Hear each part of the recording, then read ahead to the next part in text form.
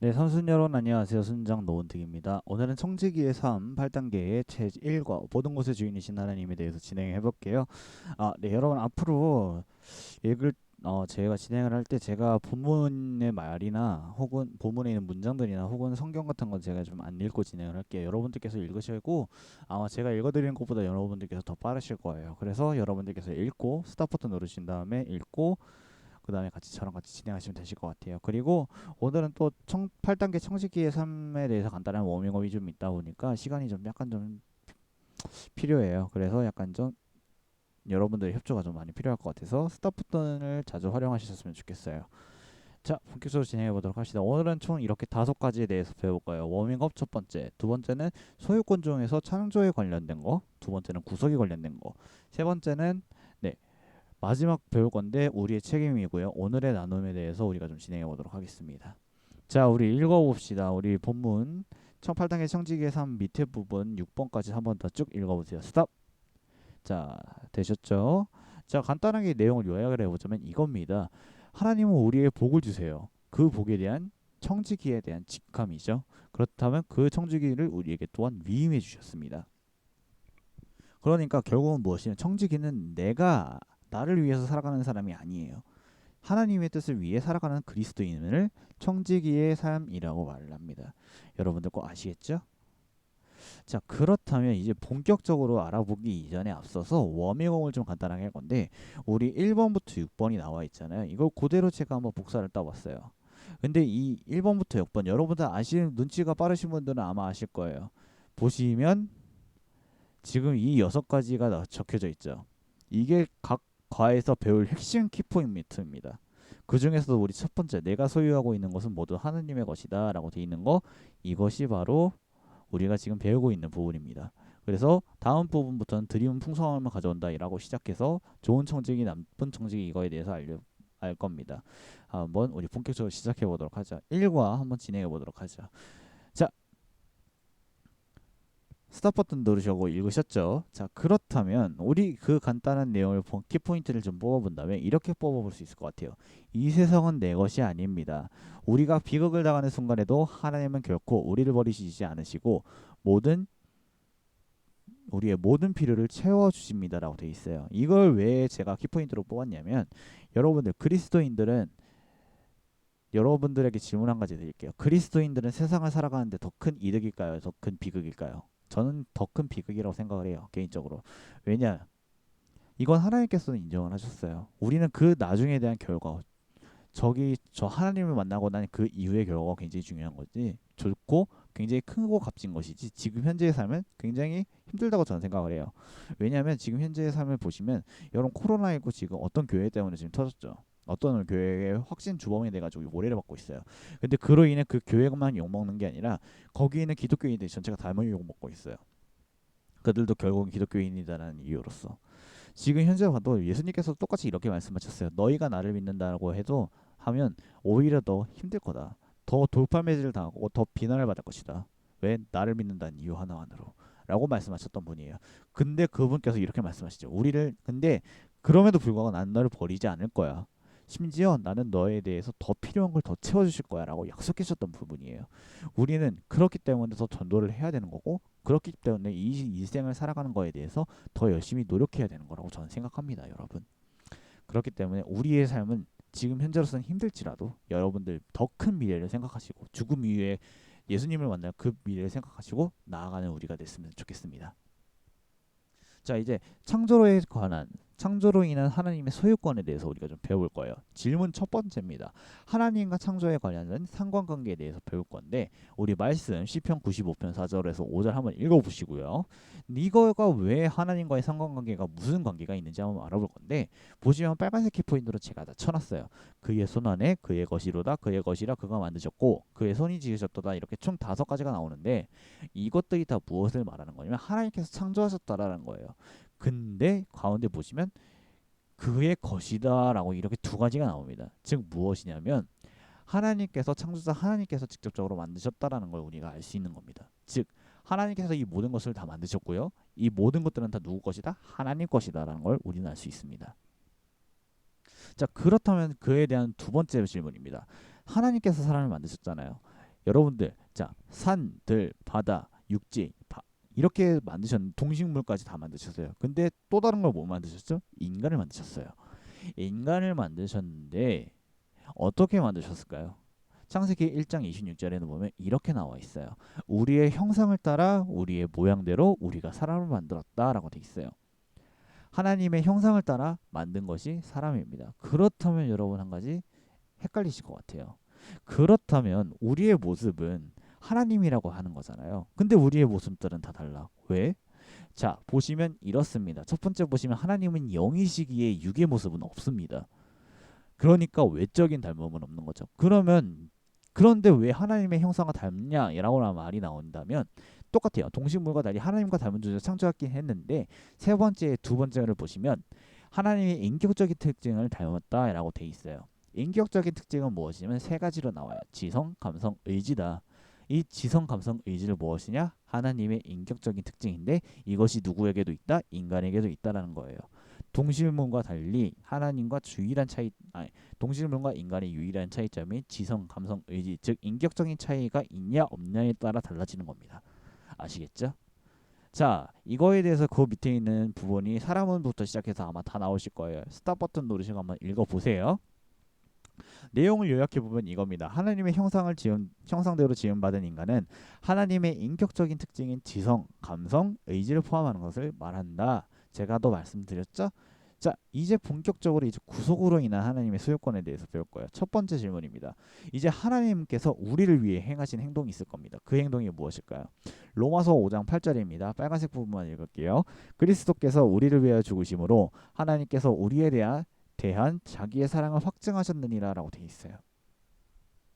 그리스도께서 우리를 위해 죽으셨대요. 즉 무엇이다? 대속의 은혜라는 거죠. 예수님을 통해 대속의 은혜가 이루어졌다는 거예요. 언제? 우리가 아직 죄인 되었을 때. 죄인 되었을 때는 언제를 말하는 거냐면 두 가지를 말하는 건데 우리가 구원받을 수 있는 자격이 전혀 없을 때를 말하는 거고 또 다른 것은 불순종으로 인해 진노 가운데 원수되었을 때를 말하는 거예요. 즉 무엇이냐면 우리가 죄를 지었어요. 그로 인해서 하나님과의 관계가 멀어졌어. 그랬는데 그 주님께서 예수님이라는 그 예수님의 십자가라는 사건으로 인해서 우리가 다시 한 번 더 하나님과 친밀해지는 그런 사건을 말하는 거죠. 자, 그렇다면 이제 그거의 대속의 은혜를 받았으니까 우리의 소속은 어떻게 되는 거다? 바로 고린도전서 6장 19절에서 20절입니다. 너희 자신 것이 아니라 값으로 산 것이 되었으니 라고 돼 있어요. 값으로 산 것은 무엇을 말하는 거냐면 예수님의 피값으로 산 것을 말하는 거예요. 자, 이사야 41장 1절입니다. 너는 두려워하지 말라. 내가 너를 구속하였고 내가 너를 지명하여 불렀나니 너는 내 것이라 라고 돼 있어요.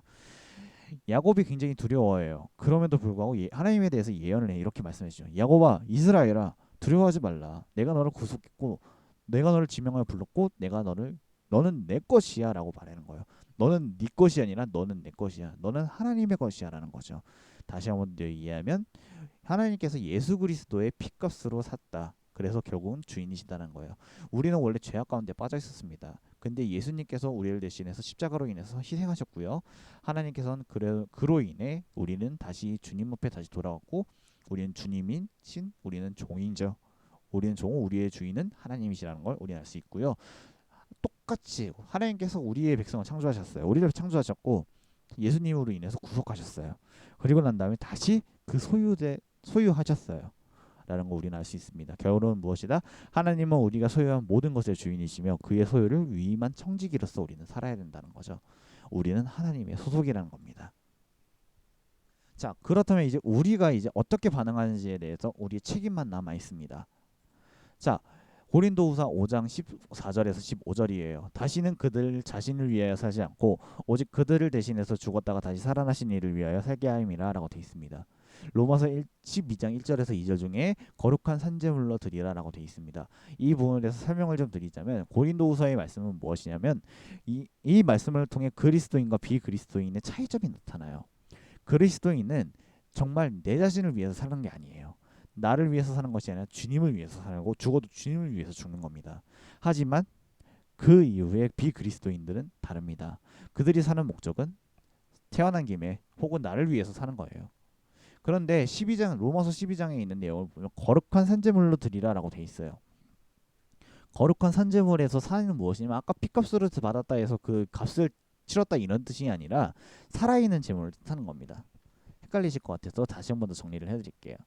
자, 자신이 아닌 예수님을 위해 사는 청지기 삶을 뜻한다고 아까 말씀드렸죠. 자, 다시 한번 똑같이 말씀드리면 그리스도인의 삶은 하나님께 드리는 거룩한 살아있는 제물이다. 우리는 결국엔 어떻게 해야 된다? 우리의 삶, 우리 청지기의 삶에 살아있는 우리 청지기의 삶으로서 하나님께 제물로 드려야 된다는 거죠. 우리는 거룩한 산제물이라는 것 기억하시기 바랄게요. 그렇다면 우리는 가끔 가다가 세상과 타협할 때가 많고 세상과 타협하는 그리스도인들이 정말 많습니다. 그때 우리는 어떻게 해야 되죠? 세 가지의 말씀이 나옵니다. 마태복음 12장 30절, 요한계시록 3장 15절에서 16절, 마태복음 6장 24절 이렇게 총 세 가지가 나오는데 첫 번째, 나와 함께 모으지 아니하는 자는 해치는 자라 라고 돼 있어요. 두 번째, 나 이와 같이 미지근하여 뜨겁지도 아니하고 차지도 아니하니 내 입에서 너를 토하여 버리리라 라고 돼 있고 너희가 하나님과 재물을 겸하여 섬기지 못한다 라고 돼 있습니다. 확실하지 않으면 반대하고 회방하는 사람으로서 오해를 생각을 하실 거고요. 미지근한 라디오 교회 성도들처럼 그들을 생각하고 역겨워하시며 토하신다라고 하셨어요. 또한 재물과 하나님을 동시에 섬길 수 없는 근데 가끔가다 동시에 섬기면 적당한 삶을 살지 마셨으면 좋겠습니다. 그러면 예수님께서 이렇게 사시면 예수님께서 이렇게 말씀하시면 돼요. 내가 널 버릴 거야. 얼마나 슬플까요? 자, 여러분 스톱 버튼 누르시고 마지막 부분 읽어주셨으면 좋겠습니다. 자, 이렇게 정리를 할 수 있겠네요. 한 사람이 두 주인을 섬길 수 없습니다. 우리 자신과 우리에게 속한 모든 것이 주님의 것임을 인정하고 우리의 몸을 주님께 드려 충성하는 것이 바로 주님께 원하시는 청지기의 삶이라는 것 우리가 한번 기억하셨으면 좋겠습니다. 자, 이제 나눠보도록 할게요. 여러분들의 나눔의 귀한 나눔을 한번 들어볼 건데 우리의 체크포인트. 자, 오늘 배웠던 건 무엇이죠? 청지기의 삶에 대해서 우리가 배웠어요. 나눔은 똑같이 세 개로 진행합니다. 현재 나의 삶은 누가 주인이신가요? 여러분이신지 아니면 살아계신 예수님이신지 혹은 청지기로서의 삶을 살 준비가 되셨나요? 삶의 준비가 안 되셨다면 왜 이유인지 만약에 되셨다면 어떻게 사실지에 대한 결심을 이야기 나누시면 되고요. 혹은 지금 내가 사상과 타협 중이시라면 이겨내기 위한 방법은 무엇인가요? 라고 할 때 여러분의 생각을 알려주시면 됩니다. 자, 저의 나눔을 한번 이야기를 들려드릴게요. 저의 삶은 지금 현재 두 주인을 섬기고 있네요. 저와 예수님. 저는 없어져야죠. 근데 저라는 주인이 아직까지 미련을 갖고 있는 것 같아요. 아, 주님, 이건 이렇게 해야 돼요. 제 성격이 약간 그래요. 이건 이렇게 해야 돼. 이거 저렇게 해야 되지 않을까요? 하면서 은근슬쩍 참견하는 게 있는데 지금 제 주인이 지금 그런 것 같아요. 예수님에 대해서 참견하려고 해요. 근데 예수님께서는 근데 기다리고 계세요. 아, 내가 알아서 할게 은퇴하면서 이제 넌 가도 돼라고 하면서 주인을 좀 쫓아보내야 되는데 쫓아보내지 못하시는 것 같아요. 속히 예수님께서 이기시길 바랄게요. 청지기로서의 삶을 살 준비가 되셨냐? 아직은 된 것 같아요. 근데 미련함이 남아 있어요. 말씀드렸죠. 지금 두 주인을 섬기고 있다고.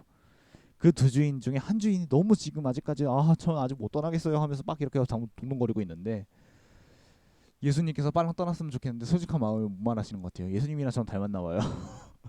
그러신 분 아닌데. 그래서 어서 빨랑 나가 있었으면 좋겠어요. 제 주인 노은택이라는 주인이. 그렇다면 지금 마지막 질문입니다. 지금 제가 세상과 만약에 타협 중인 것 같아요. 근데 이 세상과 타협을 이기기 위해선 어떻게 해야 될까요? 지금 현재로서 믿음에서의 생활을 더 강화시켜야 되는 거죠. 제가 이거 손모의 말씀을 할 때 말씀드리잖아요. 여러분들 스스로 저를 위해서 하는 것이 아니라 여러분들 스스로 하는 거예요라고 이렇게 말씀드리잖아요. 저도 마찬가지예요. 저도 이걸 준비한 이유가 뭐냐면 저를 위해서 하는 거예요. 저를 포함한 삼순이라는 공동체가 이거를 통해서 영적으로 성장을 해야 되기 때문에 저를 이렇게 준비하는 거라고 저는 생각합니다. 여러분들께서 이거 가끔가다 까먹으시거나 그러실 수 있는데 저는 이거에 대해서 절대 강요는 안 해요. 하지만 여러분들께서 꼭 기억하셔야 될 것은 여러분들의 신앙생활은 여러분들 스스로가 다 키우셔야 되는 거예요. 예수님께서 도와주실 수 있으시죠. 하지만 예수님께서 언제 도와주실지 모릅니다. 여러분들께서 늘 만반의 준비를 하셔야 되고요. 저 또한 만반의 준비를 해야 된다고 생각합니다. 그럴 때일수록 큐티, 말씀 읽기, 신앙 서적 읽기, 아니면 기도, 예배 참석 이런 거 다 정말 열심히 해야겠죠. 더 열심히 해야 된다고 저는 생각합니다. 이로써 내 삶의 주인은 내가 아닌 하나님이심을 인정해야 되죠. 또한 내 삶의 주인은 하나님의 뜻을 따라 위임받은 은사와 재능들을 따라 충성된 청지기의 삶을 살아야 된다고 합니다. 하나님이 기뻐하시는 거룩한 살아있는 제물로서 우리들을 올려드리는 선순이 되길 바랍니다. 파이팅 하시고요. 오늘 하루도 고생하셨습니다. 돌아오는 한 주도 승리하시길 바랄게요. 고생하셨습니다.